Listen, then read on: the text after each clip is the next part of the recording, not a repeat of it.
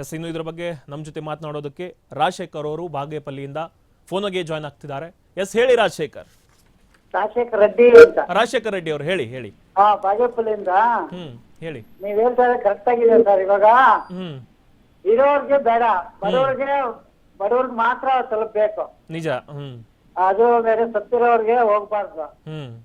ದಂಡೆ ಬ್ಯಾಂಕ್ ಹೋಗ್ತಾ ಇದೆ, ಅದೆಲ್ಲ ಕಂಟ್ರೋಲ್ ಮಾಡ್ಬೇಕು. ಇಲ್ಲಿ ಬರ್ತಾ ಇದೆ ಕರೆಕ್ಟ್ ಆಗಿದೆ. ರಾಜಶೇಖರ್ ರೆಡ್ಡಿ ಬಾಗೇಪಲ್ಲಿ. ಹೇಳಿ. ಇವಾಗ ಫಲಾನುಭವಿಗಳಿಗೆ ಬಡತನದಲ್ಲಿ ಇರೋರ್ಗೆ ಮಾತ್ರ ಬರಬೇಕು. ನಿಜ.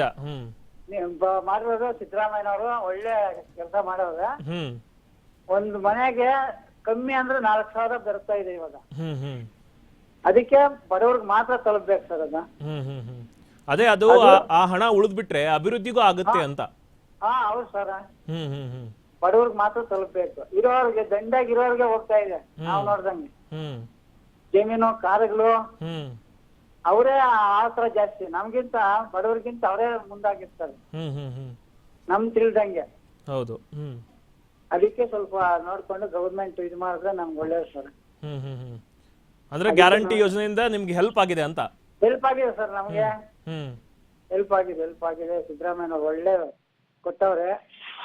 ಅದೇ ಮುಂದುವರ್ಸರ್. ಇನ್ ಗಿಡಂಗಿಲ್ಲ. ಯಾವ ಗವರ್ಮೆಂಟ್ ಬಂದ್ರು ತಪ್ಸಕ್ ಆಗಲ್ಲ. ಇದ್ನ ತಪ್ಸಕ್ಕಂತೂ ಆಗಲ್ಲ. ಇನ್ನು ಮೋದಿನೇ ಇದು ಮಾಡೋರಲ್ಲ, ಕಾಪಿ ಮಾಡ್ಕೊಂಡ್ಬಿಟ್ಟವ್ರೆ ಎಲ್ಲ.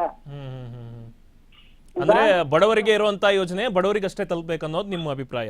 ಹೌದು. ಇರೋ ಜಮೀನ್ ದಂಡೆಯಾಗಿರ್ತಾರೆ ಅವ್ರಿಗೆಲ್ಲ ಏನಿದೆ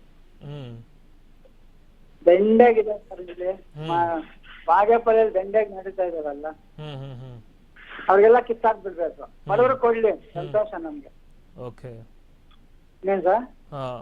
okay, thank you Rajashekhar, R Max ಜೊತೆ ಮಾತನಾಡಿದಕ್ಕಾಗಿ.